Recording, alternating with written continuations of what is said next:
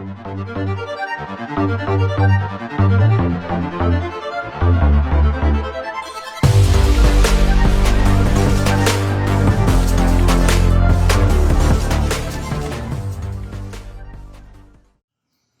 a todos, hoje eu gostaria de apresentar para vocês uma série de entrevistas que nós chamamos de Thinkers em Ação. E por que isso? Porque, na verdade, são entrevistas com grandes personalidades que trabalham com think tanks e elas nos dão suas expectativas para o futuro, seus problemas, seus desafios, e com isso a gente absorve o máximo de insights e de novas ideias para trabalhar com essas organizações que são tão inovadoras. Quero que vocês aproveitem essa próxima entrevista, anotem tudo que vocês acharem que é interessante e vamos cada vez mais entender e verificar como trabalhar melhor com elas. Eu vou me apresentar com a qualificação atual, né? A gente aqui não está falando a gente vai falando durante a conversa, a gente fala um pouquinho da trajetória e tal. Mas eu sou o presidente executivo da Brave, a Brasil Audiovisual Independente. Para entender o que é a Brave, a gente tem que olhar a razão social, que fica mais claro. Ela é a Associação Brasileira das Produtoras Independentes de Televisão. Ela nasceu em 99, a associação, e naquele momento havia necessidade de fazer um recorte entre quem produzia para o cinema. O cinema brasileiro ele é independente desde sempre, salvo as 3 experiências que o Brasil teve com estúdios, né? A Atlântida no Rio, a Cinédia no Rio e a Veracruz em São Paulo, mas de resto, nessa trajetória aí, o cinema brasileiro é independente. Mas na televisão a gente não tinha esse histórico, né? A televisão no Brasil nasceu produzindo tudo que exibia e exibia tudo que produzia. E só ali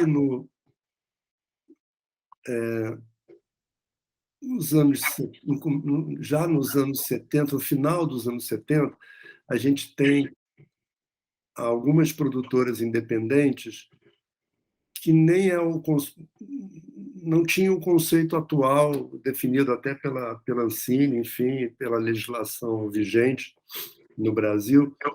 Não era a produção independente, ela não era a proponente e ela nem era detentora dos seus conteúdos. Então a produtora independente era uma produtora associada, que se chamava. Então a gente tinha, eu lembro ainda na TV Tupi, que eu trabalhei no finalzinho antes dela fechar, ali em 79, você tinha a produção, por exemplo, da produtora do Fernando Barbosa Lima, que é um importante executivo e produtor de televisão, e ele produzia em conjunto com a emissora. Então, era mais ou menos assim, as produtoras elas faziam editorial, conteúdo, mas a realização era dentro de uma emissora, né? E o produto acabava sendo da emissora. Então, em 99, quando a associação é fundada, aí já vem com esse conceito inspirado aí nos modelos internacionais, enfim, principalmente europeus, né, mas nos Estados Unidos também, daquele produtor que ele se encarrega de tudo e ele tem também equipamento, ou ele contrata o equipamento e ele é também detentor do conteúdo e ele interage de outras formas com os canais de televisão. Hoje, 23 anos depois, assim, não se produz só para televisão, até porque o que é exatamente televisão, né? Então,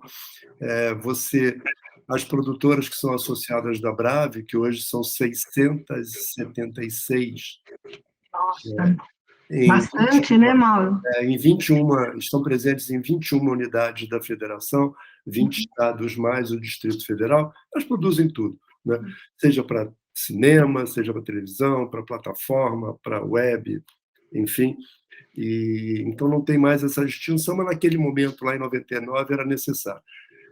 Então eu sou o presidente executivo, porque a associação também, em 2016, ela entendeu que o presidente que representaria, o executivo que representaria a associação, não deveria ser um produtor, para evitar conflitos de interesse. Né? Eu não sou produtor, então eu sou um executivo de televisão, a gente vai falar disso, principalmente em TV pública, que é onde está a minha A TV Cultura, né? Você trabalhou muito tempo na TV Cultura, né, Mauro? Antes disso, na TV Educativa do Rio, né?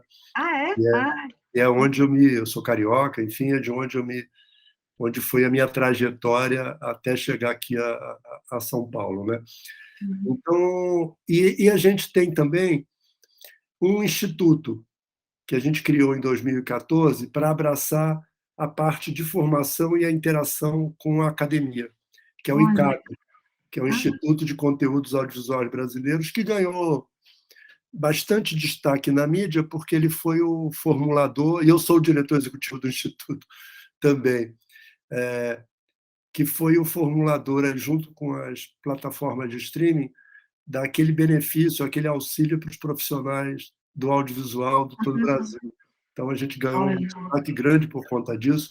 que A gente ótimo. desenvolveu um formato de auxílio e pôde ajudar a quase 10 mil Perfeito, pessoas sim. É. na pandemia. Como a nossa conversa aqui vai passar por política pública, assim, é muito curioso. Eu comecei como estagiário na TV Globo do Rio, trabalhei, como eu falei, um pouquinho no final da TV Tupi, em 79, e nem era SBT ainda, era TV Estúdio Silvio Santos, antes dele formar a rede e tal. Mas eu, acho que por conta da minha formação, que sempre foi na área de humanas, eu fiz letras e depois Olha, psicologia, e só depois eu fui fazer pós-graduação em comunicação, fui ah, fazer as pazes um pouco com a academia, mas na minha área que eu atuo, mas eu tinha muito interesse, né, já nessa, e por isso eu me aproximei e consegui um emprego. Eu fui convidado por uns amigos que trabalhavam na TV Estúdios e na TV Globo para ir para a TV Educativa. Assim. E aí era a minha realização, porque juntava o meu interesse, né, pela área de educação, pela área cultural, com o trabalho em televisão, né? ah, Então, eu sempre trabalhei na programação, aí depois eu fui para dirigir a produção também, eu fui o único funcionário que fui diretor e depois o único funcionário que fui presidente foi o presidente. na transformação para a organização social. Aí tem uma coisa que acontece, além da questão da TV pública, que é muito, no Brasil ainda é muito difícil ainda. O conceito é muito difícil, a não ser a política pública, mas a televisão pública não abraçou esse conceito como se desenvolveu na Europa, né, nos países da Europa, em que ele tem uma ligação direta com a sociedade. Né? Com a Aqui a sociedade. gente vê uma TV pública muito associada a governo, né, como uma TV estatal. E ali, na TV Educativa do Rio, eu pude desenvolver alguns projetos que eram interessantes de programação, destinados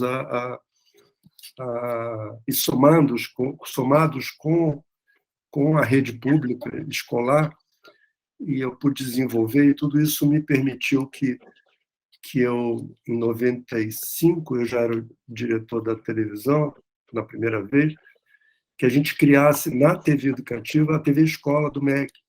Ali Ah, nasceu a nossa. TV Escola, né? Hoje ela está transformada, enfim, mas era um projeto e eu tinha já experimentado isso algumas vezes na TV Educativa, eu tive essa oportunidade, e até criar um canal desse porte tudo. E aí, quando acabou o meu mandato de presidente, ali entre 98 e 2001, eu fui convidado pela TV Cultura e pelo Ministério da Cultura da época, com o ministro Verfort, na época era no governo Fernando Henrique, para criar um canal, olha aí como é que vai, de novo um canal cultural, educativo cultural, que se chamava Cultura e Arte.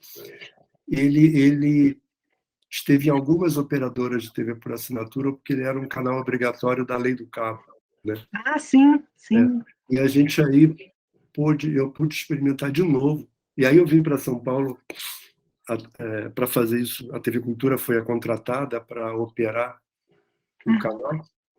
E aí a gente pôde experimentar outras formas de programação. E isso, eu estou falando isso tudo porque isso tem a ver com política pública. Então, assim, eu acho que isso se misturou na TV Cultura ainda, isso mais ainda, né? é. mais De ainda. certa forma, né, Mauro, ele se misturou dentro da tua trajetória profissional, né? Sim, sim. Você ia esbarrando e fazendo, esbarrando, até chegar na TV Eu acho que eu pública. comentei com você, na conversa que a gente teve por telefone, assim, eu acredito muito no gestor público, aquele que tem a ousadia de fazer, mesmo com todas as dificuldades, né? A falta de dinheiro é de sempre, para ter a TV pública, os limites legais, né, para você operar, que não podem ser, não podem ser ultrapassados mesmo, mas a ousadia do gestor público permite que você crie, e na TV Cultura, então, quando eu propus o projeto da TV Rá-Tim-Bum, que era algumas pessoas depois que trabalhavam lá falaram assim, nossa, mas você criou a partir do óbvio. Eu falei, sim, mas Mas é o óbvio sempre... é difícil de ser percebido, É, o óbvio não é tão simples assim quanto parece. claro. E o que ali tinha uma lacuna nas TVs, nas operadoras de TV por assinatura, de ter um canal infantil brasileiro, de programação brasileira. Hoje você tem o Globo, por exemplo, que é da Globosat, ele é um canal brasileiro, mas ele tem programação também estrangeira. Mas a TV Rá-Tim-Bum, até hoje... É referência, até hoje é referência, né? E ela é de dezembro de 2004, ela só continua exibindo programação brasileira. Tinha essa lacuna, eu percebi isso nas minhas pesquisas, e a ousadia foi criar um canal de mercado, não é uma TV pública, dentro de uma estrutura de TV pública, né?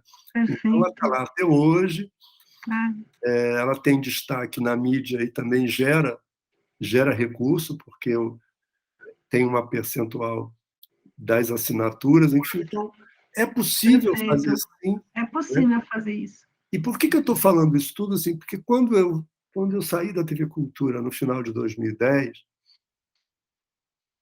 eu trabalhei de novo na minha consultoria. Eu já tinha dado consultoria antes de vir para São Paulo para a TV Cultura, em 2001, na criação de canais também. Então, alguns canais brasileiros independentes têm aí um pouco da minha participação, né? A associação já existia desde 99, né? O que eu acho que é interessante, por isso que eu estou falando da minha experiência, porque esse trabalho da associação, que é um trabalho institucional e de colaborar muito estreitamente com a política pública, tem tudo a ver com toda a carreira de gestor público. É uma atuação pública no final, né? É uma atuação Apesar de ser setorial, de trabalhar para um setor, mas a gente eu participo o tempo todo, representando a Brave, nas audiências públicas, na construção das leis, no debate das leis, no aprimoramento, assim, em qualquer esfera, tanto federal, municipal, como a gente é nacional, a gente levanta dados para oferecer, inclusive para os gestores públicos do setor, né? Então, aqui em São Paulo, você tem na Secretaria de Cultura do Estado, você tem a SPCine, que é uma empresa municipal do audiovisual. No Rio, você tem a Rio Filme. Em outros estados estão sendo criadas empresas como a Rio Filme, a SPCine, a Ceará Filme, Salvador Filmes. Esse é um movimento, aliás, muito interessante, que como a gente tem essa experiência, a gente tem essa vocação nacional por conta dos associados, a gente é chamado para influir e atuar colaborando nas políticas públicas, e a gente tem visto nesses últimos anos um crescimento das políticas públicas locais, né? Tanto municipais como estaduais. E não é só nas capitais, viu? Você tem arranjos que eles chamam arranjos regionais em cidades, por exemplo, no Paraná, em Londrina, você tem em Niterói, no Rio de Janeiro, você tem em centros, em prefeituras que identificam essa vocação e não são só nas capitais. Então, eu acho que esse é um movimento... É uma malha, né? Como se fosse uma malha. Sim, sim. E eles se entrelaçam, aí os municipais com os estaduais e com os federais, independentemente da política. Isso que é interessante. Olha, que interessante. eu estava ainda na TV em 98 e o Jorge Cunha Lima era o presidente aqui da Fundação Padre Anchieta, aqui da TV Cultura. Cultura. E a gente chegou à conclusão, que eram as duas principais emissoras, de que a política atrapalhava, porque cada estado tinha lá, e aí se não eram afinados com o governo federal, aí não transmitia a programação nem de uma nem de outra. De outra. E aí a gente criou o que a gente chamou de rede pública, que era, bom, vamos ver o que cada um produz, cada emissora estadual, e a gente forma uma programação da rede pública numa faixa horária com programações o melhor de cada lugar, independente da política. Olha, que ótimo. Acabou se sobrepondo à política. A política, que Política ótimo. Que bom partidária, né? caminho. Então, assim, essas experiências são muito interessantes. E essas... Mas isso você tem relatado, Mauro? Existem relatórios ou vídeos, enfim. Existe esse material desses processos todos? Dos processos. Da rede pública tem. Eu tenho arquivado algumas matérias de jornal falando da criação da rede pública, as entrevistas, até dentro do pensamento da plataforma que vocês criaram, identificaram essas pessoas. Não dá para a gente abrir mão e subestimar a questão da vocação, né? Porque é um perfil muito específico, de verdade, né? Até na hora de recrutar profissionais para a equipe da Brave, que é uma equipe muito mínima, né? Uma equipe muito pequenininha, nessa área do audiovisual, a maior vocação, até porque a academia forma profissionais com vocação da produção do conteúdo. Essa tarefa institucional, política setorial, não seduz muita gente, de verdade, né? Não seduz, né? Você tem que identificar que você tem vocação, primeiro, para trabalhar para o coletivo, né?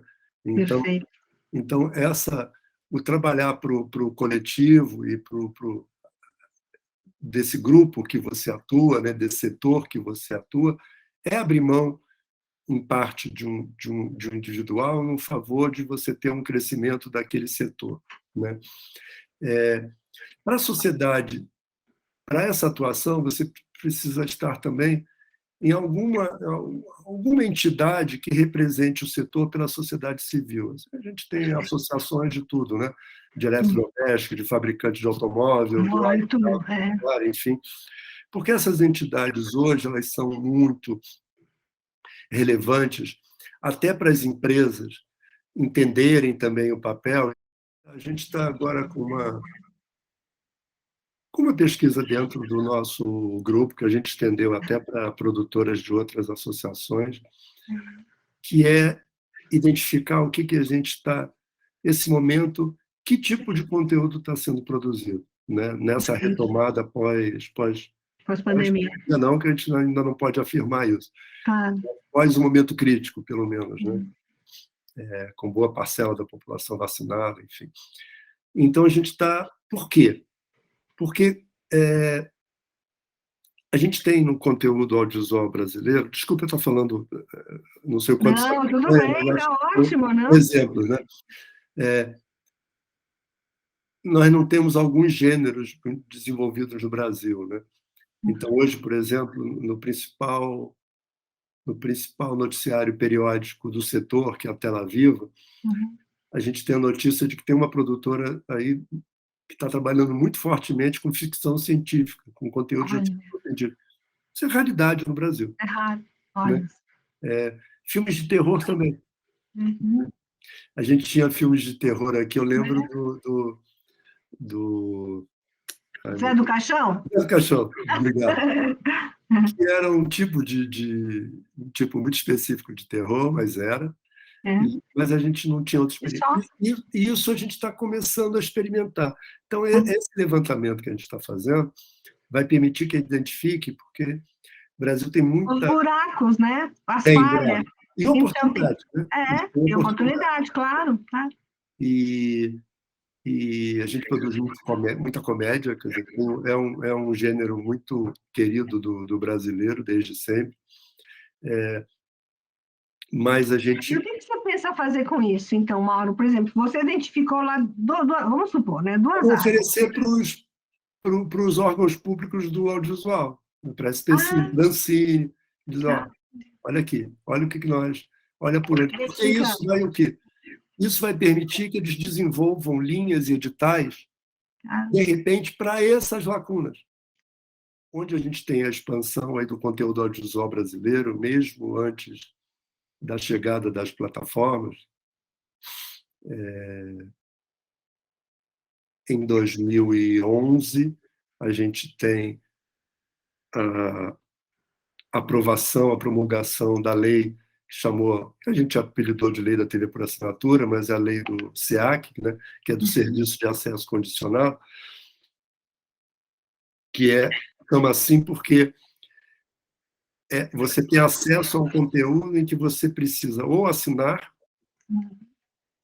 e pagar, ou você pode, no mínimo, você pode não pagar, mas você, no mínimo, tem que fazer um login e entregar os seus dados lá. Então, é um acesso condicionado a condicionado. alguma condição, né? Uhum. E essa lei trouxe as cotas de conteúdo brasileiro e brasileiro independente,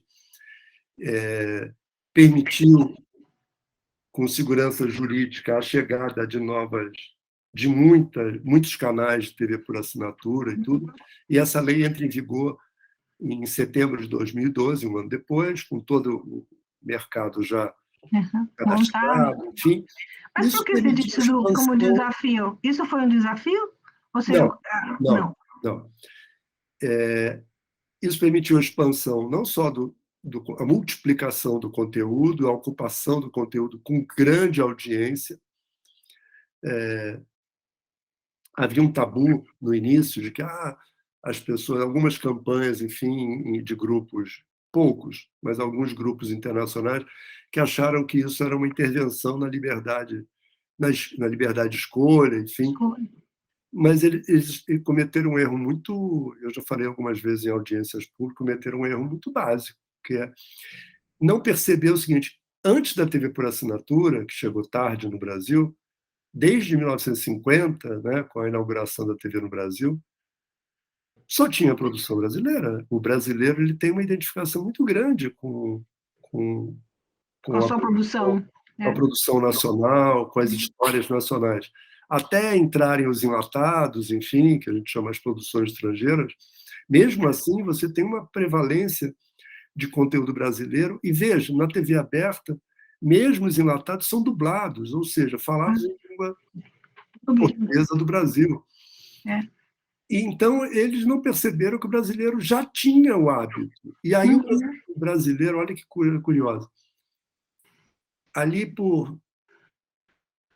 em 2000, essa lei vem muito no sentido do que estava acontecendo ali, mais ou menos em 2006, com o aumento do poder aquisitivo das classes C e D, que começaram a colocar a TV por assinatura no seu cesto de consumo. E esse contingente todo entrando na TV por assinatura foi lá procurar o que estava em português, cadê a produção brasileira. Então, a lei vem no sentido de que a sociedade estava impulsionando esse movimento. Hoje é difícil achar conteúdo legendado, tem também, mas é muito, muito mais conteúdo brasileiro. Quando as plataformas chegam, elas já oferecem conteúdo dublado, porque é do gosto do brasileiro. Esse círculo virtuoso vinha até o final, ali mesmo do governo Temer, no finalzinho do governo Temer. Quando entra um governo que não tem essa mesma sintonia com a cultura e com o audiovisual, e tem um entendimento até expresso pelos gestores públicos, né, e por algumas pessoas que representam o pensamento de quem está no governo, de que o brasileiro gosta muito mais do conteúdo estrangeiro, enfim, não valoriza o conteúdo nacional, e aí o que a política faz? Ela cria um gap que se somou com a pandemia, porque isso já vinha antes. Exato. Então, não haver uma continuidade de e promover esse rompimento. Veja, um ciclo virtuoso, ciclo virtuoso, você não retoma do mesmo ponto, né? Não retoma. Vai voltou várias casas, né? É. E a gente era para a gente ter explodido no cenário global. Então, Mas a pandemia segurou bastante também, não foi? Até a parte de segurou todo financeira. mundo. Deve ter, de certa forma, neutralizado um pouco, de certa forma até vai nos ajudar, né? Porque se não acontece a pandemia, nós estaríamos muito mais para trás, né?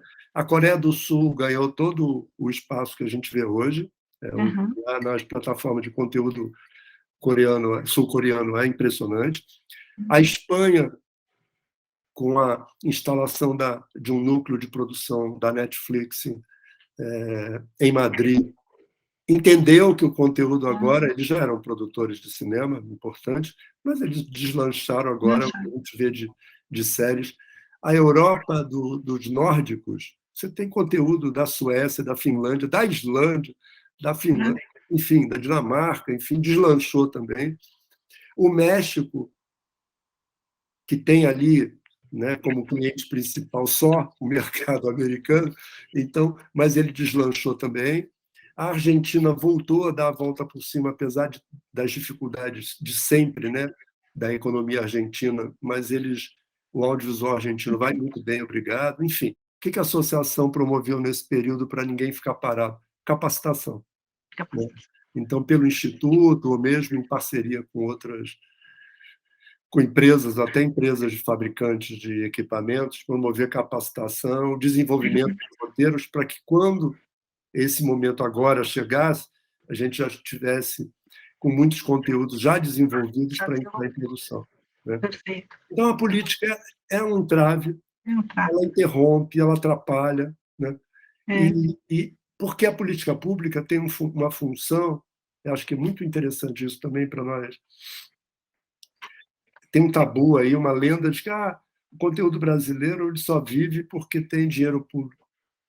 Não é verdade, não é verdade nem aqui, nem em lugar nenhum do mundo, onde existe fomento público, sim, mas é que o fomento público ele é indutor. Ele promove que o dinheiro, o capital privado, entre. Quando o capital privado percebe que existe uma política pública e de que o Estado representado pelo governo, coloca a mão nesse setor, ele também vem. Ele vem. Olha que interessante. Ele é indutor. Ele é indutor. E não é só no audiovisual. Se você olhar todos os teus parceiros que estão lá, se você perguntar a eles o seguinte, é indutor em todo lugar.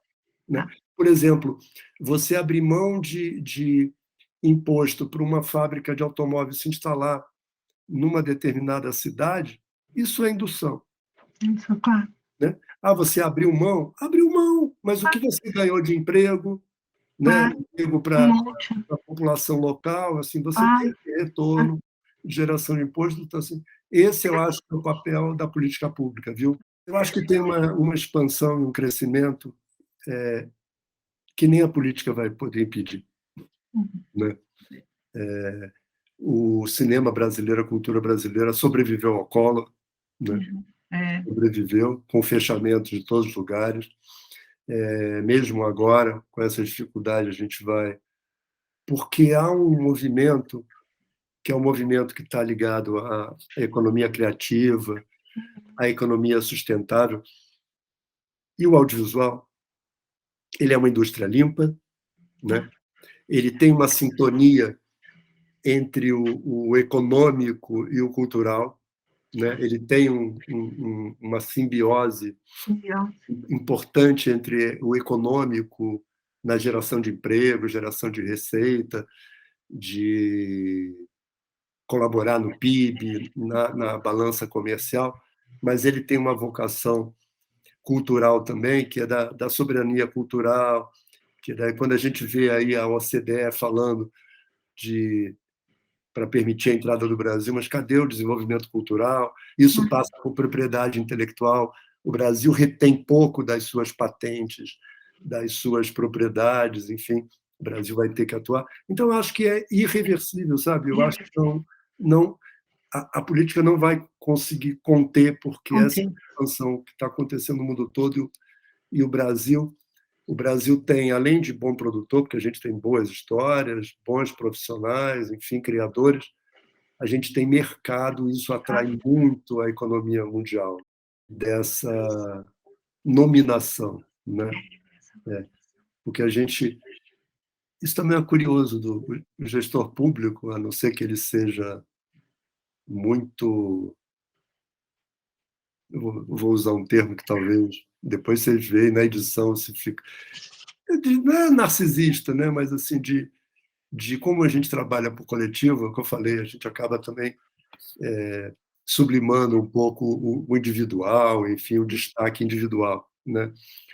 Mas você falou uma coisa desde quando a gente conversou no telefone, que essa coisa, a gente não pode abrir mão da inspiração, de ser inspirador. E eu acho que aí falta o conhecimento de como ser inspirador sem ser egocêntrico, sem ser narcisista. Exatamente.